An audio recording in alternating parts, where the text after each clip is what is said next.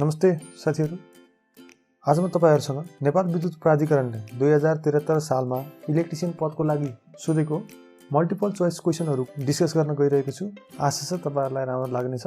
यदि तपाईहरु पहिलो पटक यो च्यानलमा आउनु भएको र च्यानल अझैसम्म पनि सब्स्क्राइब गर्नु भएको छैन भने कृपया च्यानल सब्स्क्राइब गर्नु होला, किनकि यो च्यानलमा म यस्तै जानकारीमूलक र ज्ञानमूलक इलेक्ट्रिसिटी सम्बन्धी कुराहरु र नेपाल विद्युत प्राधिकरणका क्वेशनहरु लिएर आउने गर्छु।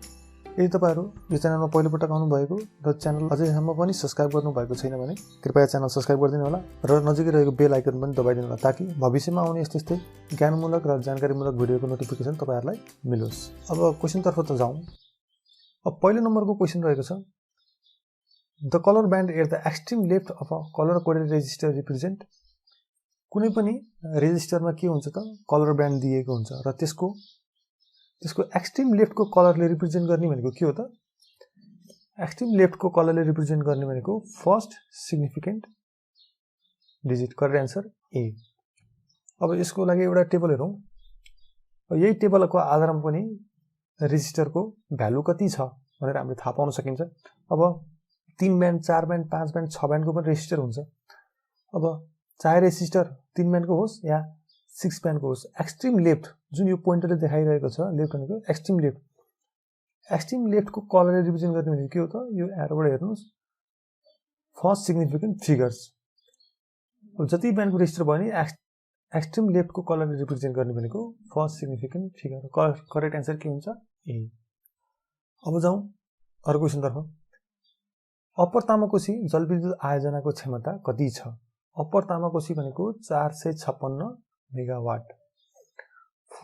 अब यो क्वेशन धेरैचोटि आइसकेको छ। अब अर्को चोटि आउँदाखेरि यो नआइकन योसँग रिलेटेड यसको अरु फिचर्सहरु पनि सोध्न सक्ने सम्भावना हुन्छ र त्यही भएर यसको अरु फिचर्सहरु हेरौं के छ त फिचर्समा। अब यो के छ? Capacity 456 megawatt. क्यापासिटी 456 मेगावाट भयो। अब लोकेसन कुन ठाउँमा छ त्यो? Dolakha district.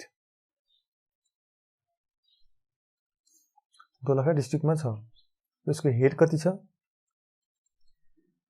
822 metre. Discharge 66 metre cube per second. अब यो हाई हेडको प्लान्ट हो भने यसमा युज हुने टर्बाइनको टाइप के छ त? टर्बाइन यसमा युज भएको भनेको पेल्टन टर्बाइन युज भएको छ। अ नम्बर अफ युनिट्स यसमा कतिवटा छ? 6 नम्बर्स। 6 नम्बरको युनिट छ र एनुअल जेनेरेसन यसको भनेको चाहिँ 2281 गिगावाट आवर एनर्जी चाहिँ यसले एनुअली जेनेरेट गर्छ। अब तामाकोशी सम्बन्धी यति कुरा चाहिँ याद राख्नै पर्छ। अब क्यापासिटी कति? 456 मेगावाट। दोलखा डिस्ट्रिक्टमा छ। यसको head 822, discharge 66 metre cube per second र हाई हेड र लो डिस्चार्ज भएकोले turbine use Pelton. Number of units भनेको 6 वटा छ। एनुअल जेनेरेसन चाहिँ 2281 gigawatt hour annual energy generation हुन्छ।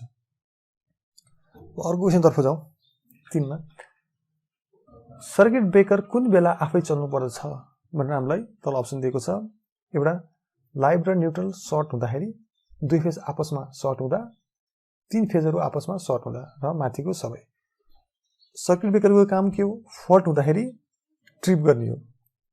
अब लाइभ र न्यूट्रल तार जुदा पनि यो नि सर्ट सर्किटको टाइप हो र दुईटा फेज जुदा, यो लाइन र न्यूट्रल फल्ट। अब यो लाइन टु लाइन फल्ट हुँदा, अब यो लाइन टु लाइन फल्ट हुँदाखेरि के हुनुपर्छ? सर्किट ब्रेकर चाहिँ यो 3टा केसमा सबैमा चल्नु पर्दछ र करेक्ट आन्सर के हुन्छ? डी, माथिको सबै। अब अर्को क्वेशन जाउँ। घरायसी विद्युत ग्राहकको घरमा बिजुली जडान गर्न प्रयोग गरिने तार कुन हो? अप्सन ए मा छ 3/22 को पीवीसी इन्सुलेसन भएको तामाको तार, 1/18 को पीवीसी इन्सुलेसन भएको तामाको तार, 4 वा 6 वर्ग मिलिमिटर कन्सेन्ट्रिक केबल र कुनै पनि उपयुक्त प्रकारको अलिक ठूलो राम्रो तार प्रयोग गर्न सकिन्छ। घरायसी विद्युत ग्राहकको घरमा बिजुली जडान गर्न प्रयोग गर्ने तार भनेको अब यसको करेक्ट एन्सर के हुन्छ त सी को 4 वा 6 वर्ग मिलिमिटरको कन्सेन्ट्रिक केबल। यो चाहिँ के को केबल हुन्छ यो एल्युमिनियमको केबल हुन्छ। यो कति यो 4 र 6 मात्रै हुन्छ भन्ने छैन यो 10 mm स्क्वायरको पनि हुन सक्छ। अब अर्को क्वेशनतर्फ जाउँ। सिटी र पिटी को अर्थ के हो? ए मा छ current transformer, B voltage transformer, C current transformer र पोटेन्शियल ट्रान्सफर्मर, डी माथिको सबै। सिटी र पिटी को अर्थ के हो त? सिटी भनेको करेन्ट ट्रान्सफर्मर र पिटी भनेको पोटेन्शियल ट्रान्सफर्मर। त्यही भएर करेक्ट एन्सर के हुन्छ त सी। सिटी भनेको कस्तो डिभाइस हो? सिटी भनेको लो इम्पिडेन्स हुन्छ यसको। सिटी भनेको लो इम्पिडेन्स र पिटी भनेको कति हुन्छ यसको? पिटी को हाई इम्पिडेन्स हुन्छ। अब अर्को क्वेशनतर्फ जाउँ। Which among these is a method of wiring? A मा joint box, T system, looping system र all of the above। अब यसको करेक्ट एन्सर हुन्छ all of the above। अब जोइन्ट र टी सिस्टम भनेको एउटै हो, लुपिन भनेको फरक सिस्टम हो। यो सबै के हुन्छ? मेथड अफ वायरिङ हो। अब यिनीहरूको बारेमा थोरै हेरौँ। यो कसरी वायरिङ गरिन्छ? जोइन्ट अथवा टी सिस्टम। जोइन्ट र टी सिस्टममा के हुन्छ त? एउटा फेज तार छ भने एउटा फेज छ, एउटा न्युट्रल भने यहाँ जोइन्ट बक्स युज गरिन्छ।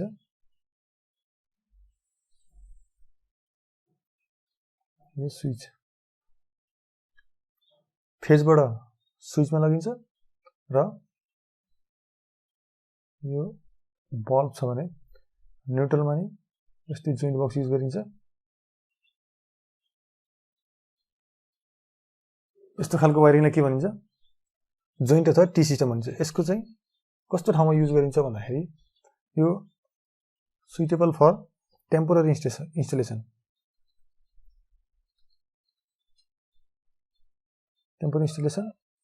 यसमा चाहिँ के हुन्छ? थोरै तार लाग्छ, लेस वायर इज नेसेसरी। त्यस्तै अब लुपिन सिस्टममा जाउँ। लुपिन सिस्टममा के हुन्छ त?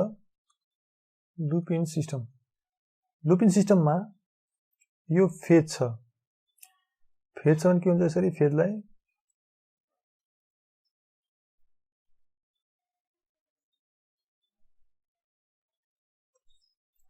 र यो न्युट्रल छ।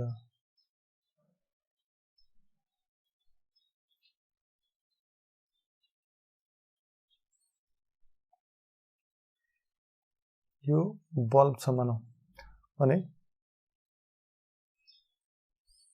यसलाई लुपिन सिस्टम किन भने त भन्दाखेरि यो तारलाई फेजको लागि के हुन्छ त? फेजको तार जोइन्ट बक्स जस्तो ट्यापिङ गरेर ल्याइदैन। यसलाई पुरै तारलाई नै स्विच बोर्डसम्म अथवा स्विचसम्म ल्याइन्छ र यसलाई पुरै तारलाई नै फेरि घुमाएर अर्को सप्लाई पोइन्ट अथवा अर्को पोइन्टसम्म लगाउने भएकोले एउटा लुप बन्छ तारको।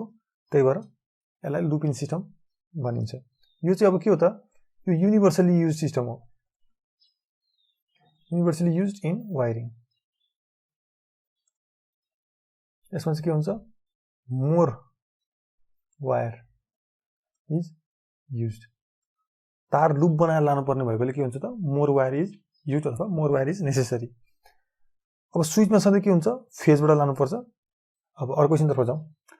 7 मा ओभर भोल्टेज रिलेले के काम गर्दछ? करेन्ट बढाउँछ, भोल्टेज बढाउँछ, ओभर भोल्टेज आउँदा ट्रिप गरिदिन्छ, माथिको सबै। नामबाट पनि छ ओभर भोल्टेज रिले भनेको छ। भनेको के हुन्छ? ओभर भोल्टेज रिलेले यदि ओभर भोल्टेज आयो भने सर्किट ब्रेकरलाई ट्रिप सिग्नल दिन्छ। भोल्टेज रिलेको काम के हो त? सर्किट ब्रेकरलाई ट्रिप सिग्नल दिने हो। भनेपछि अब यसको करेक्ट एन्सर के हुन्छ? सी, ओभर भोल्टेज आउँदा ट्रिप गरिदिन्छ। अब अर्को क्वेशन जाउँ। Which type of fire extinguisher should be used to put out an electrical fire? Electrical fire निभाउनको लागि कुन क्लासको एक्सटिङ्ग्विसर युज गरिन्छ त? इलेक्ट्रिकल फायर निभाउन युज गरिने फायर एक्सटिङ्ग्विसरको क्लास भनेको class C. Correct answer C को युज गरिन्छ। अब क्लास सी मा के पर्छ त? CO2।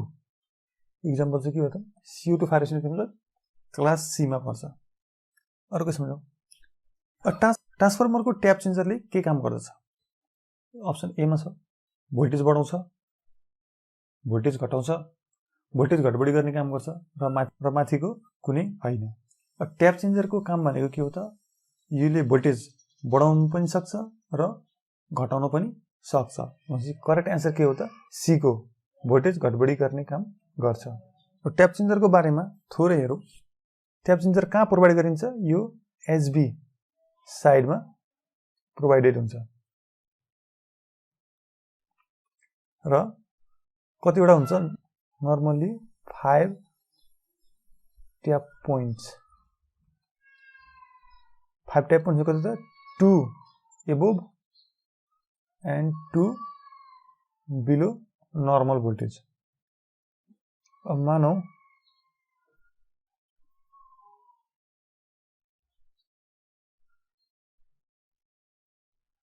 यस्तो हुन्छ। अब यो यदि 11,000 मानौँ 11 केबी को ट्रान्सफर्मर छ भने त्यसको प्राइमरी साइडमा भनेको एचटी साइडमा ट्यापिङ प्रोभाइड गरे हुन्छ। नर्मल भोल्टेज भनेको 11,000 भोल्ट र त्यसको इन्क्रिज गर्नलाई 2 स्टेप माथि र डिक्रिज गर्न 2 स्टेप माथि, र यिनीहरू अब एक स्टेपमा कतिसम्म बढ्न सक्छ त, यो 2.5%, यो पनि 2.5%, डिक्रिज कति हुन्छ 2.5%, 2.5% भनेको कस्तो भन्दा, अब यदि 11,000 भोल्टको ट्रान्सफर्मर छ र त्यसमा ट्यापिङ प्रोभाइड छ भने के हुन्छ, 11,000 भन्दा माथि 2 स्टेप लान सकिन्छ र 11,000 भन्दा मुनि 2 स्टेप, र एक स्टेपमा 2.5% हुन्छ। त्यो भनेको कति हुन्छ, एक स्टेप बढाउँदाखेरि अब हाईतिर बढाउने भने कति हुन्छ भोल्टेज, 11275 भोल्ट। यदि घटाउने भने कति हुन्छ, 10725। यस्तो तालले चाहिँ ट्यापिङ प्रोभाइड गरेको हुन्छ। अर्को क्वेशनतर्फ जाउँ। 100 वाटको 100 वटा बत्ती 220 भोल्ट र 5 एम्पियरको लाइनमा जोड्दा कति पावर खर्च हुन्छ। अब हामीहरूलाई यहाँ सिरिज हो कि प्यारलल कनेक्सन दिएको छैन। अब कनेक्सन नदिएपछि के हुन्छ, अब हामी आफै अप्सन अनुसार ट्राई गर्नुपर्ने हुन्छ। सिरिजमा यो कुनै पनि अप्सन मिल्दैन। सिरिजमा जोड्ने भने यति पावर खपत हुँदैन, यो भनेपछि यति धेरै पावर खपत भएको छ भनेपछि यो के हो, प्यारलल कनेक्सन नै हो। अब प्यारलल कनेक्सन हो भने कति खर्च भयो त भन्दा, 100 वाटको यो कति छ त, n = 100,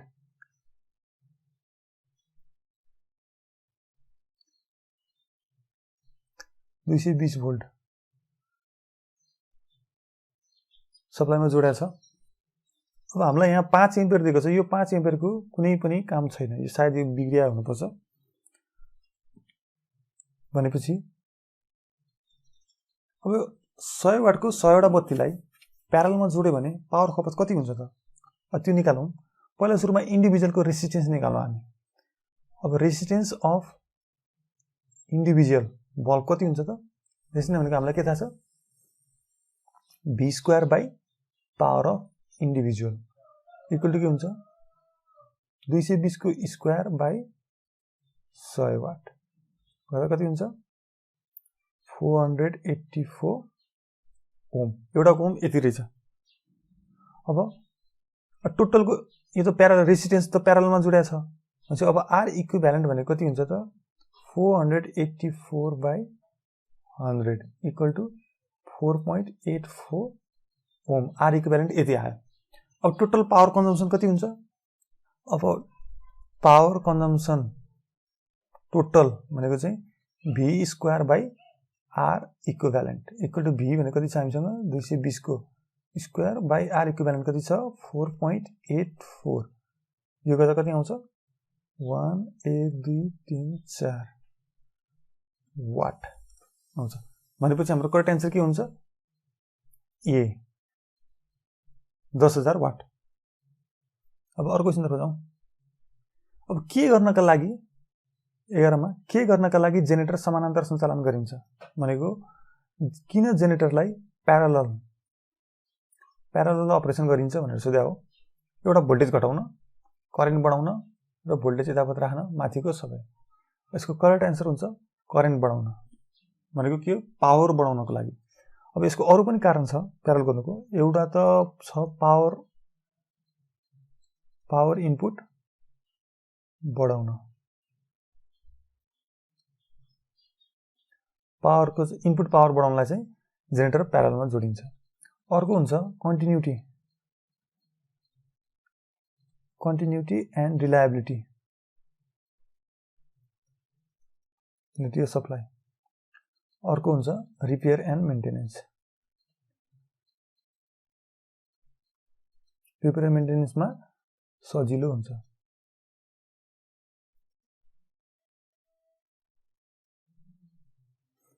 भनेको अब जेनेरेटर प्यारललमा सञ्चालन गर्दाको फाइदा के भयो त? एउटा पावर इनपुट बढ्ने पनि भयो, अर्को रिलायबिलिटी अफ सप्लाई र कन्टिन्युटी र रिलायबिलिटी सप्लाई हुने भयो, र रिपेयर मेन्टेनेन्समा पनि सजिलो हुने भयो। भनेको मतलब यदि एउटै ट्रान्सफर्मर एउटा ठुलो ट्रान्सफर्मर युज गर्नुभन्दा दुईटा सानो ट्रान्सफर्मर युज गर्यो भने के भयो त?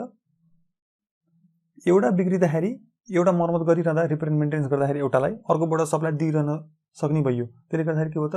सप्लाई कन्टिन्युस हुने भयो र सिस्टम पनि के हुन्छ त? रिलायबल हुने भयो। यिनै कारणको लागि चाहिँ जेनेरेटरलाई समानान्तर अथवा प्यारललमा सञ्चालन गरिन्छ। अब अरु क्वेशनमा जाउँ। पावर हाउसमा विद्युत प्रयोग गर्नको लागि राखिएको ट्रान्सफर्मरलाई के भनिन्छ? पावर हाउसमा विद्युत प्रयोग गर्न राखेका ट्रान्सफर्मरलाई स्टेसन ट्रान्सफर्मर भनिन्छ। कल कारखानाहरूमा चलाउने मोटरहरूको युनिट केले नापिन्छ? एउटा भोल्टेज, करेन्ट, एउटा पावर र horse power.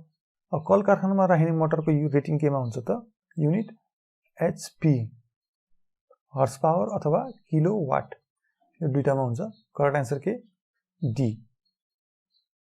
Induction motor operation depends on rotating magnetic field, stationary magnetic field, both A and B, none of the above. अब इंडक्शन मोटर को ऑपरेशन डिपेंड्स गर्ने भनेको केमा हो त? Rotating magnetic field. Correct answer A. 15 मा जाउँ। अल्टरनेटरमा जोडिएको प्राइम मुभरको स्पिड केले कन्ट्रोल गर्छ? अल्टरनेटमा जोडिएको प्राइम मुभरको स्पिड कन्ट्रोल गर्ने गभर्नरले। अब हाइड्रो पावरमा प्राइम मुभर भनेको के हो त? भनेको के हो? वाटर। वाटरलाई हाइड्रो पावरको प्राइम मुभर भनेको वाटर हो र यसलाई गभर्नरले कन्ट्रोल गर्छ। अर्कोमा जाउँ। कुलेखानी कुन प्रकारको जलविद्युत आयोजना हो? अब हामीलाई कुलेखानी 1 हो कि 2 भनेर भनेको छैन। अब 1 भने के हो त? 1 भने स्टोरेज चाहिएको, यसलाई जलाशययुक्त पनि भन्छ। सेकेन्ड कुलेखानी सेकेन्ड भने के हो त? क्यास्केड अफ फर्स्ट, अथवा यो के पनि हो? पिकिङ टाइप पनि हो। भनेपछि अब हाम्रो के छ? रन अफ रिभर, जलाशययुक्त, हिम नदीको पानी जम्मा गर्ने, माथिको कुनै पनि होइन। भनेपछि अब करेक्ट आन्सर के हुन्छ यसमा? बी, जलाशययुक्त, स्टोरेज टाइप भनेर टिक लगाउनु पर्छ। अब अर्को क्वेशनमा जाउँ। DC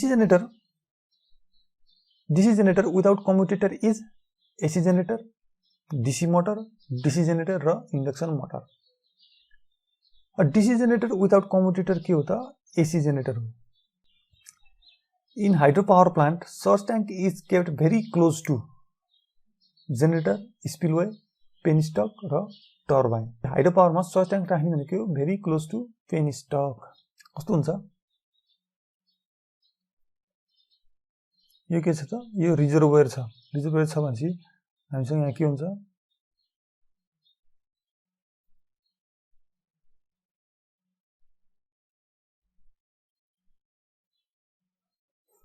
यो पावर हाउस, यो चाहिँ टर्बाइन जेनेरेटरको सेट। यो टर्बाइन जेनेरेटर सेट छ भने यो सर्ज ट्याङ्क, यो पेनस्टक, यो टेल रेस। रिजर्भोयर छ, टनेल छ, सर्ज ट्याङ्क, पेनस्टक र पावर हाउसमा टर्बाइन जेनेरेटर सेट र टेल रेस छ। भनेपछि यो चित्रबाट पनि के हेर्न सक्छौँ हामीले भन्दाखेरि सर्ज ट्याङ्क के को नजिक छ त? पेनस्टकको नजिक छ। यो खास वाटर ह्यामर हुने भनेको केमा हो? वाटर ह्यामर हुने भनेको पेनस्टकमा हो। र त्यो वाटर ह्यामर घटाउनलाई, त्यो रिड्युस गर्नलाई के युज गरेको हुन्छ त? सर्ज ट्याङ्क पेनस्टककै नजिक राखेको हुन्छ। र अर्को क्वेशनमा जाउँ। 19 मा नयाँ घरमा सप्लाई जोड्नु अघि के टेस्ट गर्नु पर्दछ? नयाँ घरमा सप्लाई जोड्नु अघि अप्सन छ continuity test, short circuit test, earth test र माथिका सबै। नयाँ घरमा सप्लाई जोड्नलाई सबै टेस्ट गर्नुपर्छ। कन्टिन्युटी पनि गर्नुपर्छ, short circuit test, earth test, सबै टेस्ट गर्नुपर्छ। Correct answer D. अब 20 नम्बर क्वेसनमा जाउँ। नेपाल विद्युत प्राधिकरणको डिस्ट्रिब्युसन लाइनमा फेज न्युट्रल कति भोल्ट सप्लाई हुन्छ? फेज र न्युट्रलमा कति भोल्ट हुन्छ भनेर सोधे हामीलाई। यो आर, वाई, बी र न्युट्रल छ।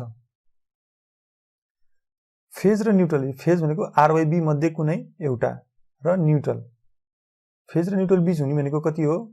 हाम्रो 220 भोल्ट हुन्छ। लाइन टु लाइन कति हुन्छ? लाइन टु लाइन हुने भनेको 400 भोल्ट। Correct answer be. अब अर्को क्वेसनमा जाउँ। नयाँ घरमा नेपाल विद्युत प्राधिकरणले कुन केबलले लाइन जोड्छ? यो अघि पनि दोहोरिसकेको question. Coaxial cable, multicore couple cable, concentric cable र माथिको कुनै होइन। नयाँ घरमा विद्युत प्राधिकरणले जोड्ने भनेको concentric aluminium cable, concentric aluminium केबलले जोड्छ। यो धेरै दोहोरिरहने, पहिला पास्ट इयरमा पनि धेरै दोहोरिरहेको क्वेसन हो यो। अर्को क्वेसनमा जाउँ। कुनै अल्टरनेटरमा उत्पन्न भोल्टेजको फ्रिक्वेन्सी केमा निर्भर गर्छ? एउटा घुम्ने गति र पोल संख्या, पोलको संख्या, घुम्ने गतिमा, पोलको संख्या, घुम्ने गति र वाइन्डिङको प्रकारमा। अब हामी अल्टरनेटरको स्पिड भनेको के हो? Synchronous speed. हामीलाई के थाहा छ? Synchronous speed NS = 120 F/P। F भनेको फ्रिक्वेन्सी, यो भनेको पोल्स। भनेपछि अल्टरनेटरको फ्रिक्वेन्सी केमा निर्भर गर्छ? अब हामीलाई के थाहा छ? Frequency = NS/120 × P। अब फ्रिक्वेन्सी निर्भर गर्ने भनेको घुम्ने गति र पोल्समा, घुम्ने गति र पोलको संख्यामा, वाइन्डिङको प्रकारमा हुँदैन। Correct answer A. The project owner of Chilime hydro power plant in Rasuwa is? Chilime hydro power प्लान्टको ओनर को हो त? Chilime hydro power company. Answer B. 24 नम्बरमा 3 phase line to line voltage नाप्नको लागि भोल्टमिटरको कुनमा सिलेक्ट गर्नुपर्दछ? अब भनेको भोल्टमिटरमा रेन्ज हुन्छ, त्यसलाई कुन रेन्जमा फिक्स गर्नुपर्छ भनेर सोध्यो हामीलाई। 110 भोल्ट, 220 भोल्ट, 300 भोल्ट र 500 volt. Correct answer D, 500 volt. किन? नेपालमा अथवा ENA को सिस्टममा लाइन टु लाइन भोल्टेज भने कति हुन्छ त? 400 भोल्ट हुन्छ। त्यही भएर अब 400 भोल्ट नाप्नलाई 300 मा राखेर मिल्दैन, किन? त्यसले देखाउँदैन रेन्ज। त्यही भएर 400 नाप्नको लागि करेक्ट एन्सर के हुन्छ त? 500 भोल्टमा सेट गर्नुपर्छ। अर्को क्वेसनमा जाउँ। लाइन करेन्ट केले नाप गरिन्छ? भोल्टमिटर, मल्टिमिटर, एम्पियर मिटर र माथिका सबै। भोल्टमिटरले नाप्ने भनेको के हो? भोल्टेज। मल्टिमिटरमा नि मल्टिपल फङ्सन हुन्छ, भोल्टेज नाप्ने, करेन्ट नाप्ने। तर यहाँ अर्को बेस्ट एन्सर के छ त? Ampere metre. यो भनेको के हो त? एम्मिटर। एम्मिटर काम भनेको के हो? करेन्ट मात्रै नाप्ने हो। र यदि हामीलाई यहाँ बोथ पनि भनेको छैन, बी र सी पनि भनेको छैन, त्यो कारणले गर्दा पनि के हुन्छ? करेक्ट एन्सर हामीले सी सिलेक्ट गर्नुपर्ने हुन्छ। एम्पियर मिटरले लाइन करेन्ट नापिन्छ। 26 नम्बर जाउँ। Lighting arrester are use for protection of equipment from open circuit, protection of equipment from short circuit, protection of equipment from external lightning, all of the above. Lighting arrester use हुने के हो त? लाइटिङको लागि। Correct answer C. चट्याङबाट बचाउनलाई के हुन्छ? कुनै पनि इक्विपमेन्टहरू, ट्रान्सफर्मरहरू चट्याङबाट बचाउनको लागि लाइटिङ एरेस्टर युज गरिन्छ। Correct answer C. इन्भर्टरमा प्रयोग हुने ब्याट्रीको भोल्टेज कति हुन्छ? 3 भोल्ट, 6 भोल्ट, 9 भोल्ट र 12 volt. Correct answer D, 12 volt हुन्छ। इन्भर्टरमा प्रयोग हुने ब्याट्री 12 भोल्टको हुन्छ। अर्को क्वेसनमा जाउँ। डिस्ट्रिब्युसनमा प्रयोग हुने ट्रान्सफर्मरको वाइन्डिङ कस्तो हुन्छ? Star star, delta star, delta delta र स्टार डेल्टा। अब डिस्ट्रिब्युसनमा प्रयोग हुने ट्रान्सफर भनेको डेल्टा स्टार हुन्छ। किन? 11 केबी साइड र 400/230 यो प्राइमरी साइड हुन्छ, यो चाहिँ डेल्टा हुन्छ। यो सेकेन्डरी साइड के हुन्छ? स्टार हुन्छ अथवा वाई।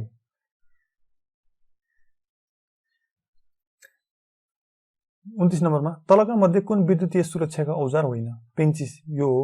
साइड कटर भनेको पिलास जस्तो हुन्छ, अलि धार भएको तारलाई काट्नको लागि त्यसलाई साइड कटर भनिन्छ। रबरको पन्जा यो पनि हो। फलामको छिन्ना, यो फलामको छिना चाहिँ विद्युतीय सुरक्षाको औजार होइन। Correct answer D. त्यसमा अब एमसीबी स्ट्यान्ड्स फर, एमसीबी को फुल फर्म सोधे हो। Miniature circuit breaker, minimum capacity breaker, moulded circuit breaker र म्याक्सिमम क्यापेसिटी ब्रेकर। एमसीबी को फुल फर्म भनेको miniature circuit breaker. Correct answer A. यिनै थिए 2073 सालमा नेपाल विद्युत प्राधिकरणले इलेक्ट्रिसियन पदको लागि सोधेका मल्टिपल चोइस क्वेसनहरू। आशा छ तपाईहरुले धेरै धेरै नयाँ कुरा सिक्ने मौका पाउनु भयो होला। मैले नेपाल विद्युत प्राधिकरणले पास्टमा सोधेका ओल्ड क्वेसनहरूको सोलुसन अरु पनि डिस्कस गरेको छु। तपाईहरुले यो च्यानलमा गएर अरु पनि भिडियो हेर्न सक्नुहुन्छ। र यदि तपाईहरुलाई यो भिडियो राम्रो लाग्यो भने कृपया च्यानललाई सब्स्क्राइब गर्नु होला र भिडियोलाई एक लाइक, यदि भिडियो मन पर्यो भने भिडियोलाई लाइक पनि गरिदिनु होला र आफ्ना साथीहरु दाजुभाइहरुलाई पनि यो भिडियो शेयर गरेर उहाँहरुलाई पनि नयाँ कुरा सिक्ने मौका दिनु होला। र यति भन्दै छिटै नै अर्को एउटा नयाँ भिडियो लिएर तपाईहरुसँग उपस्थित हुने नै छु। त्यतिखेरसम्मको लागि बिदा दिनु होला। हस्त नमस्ते।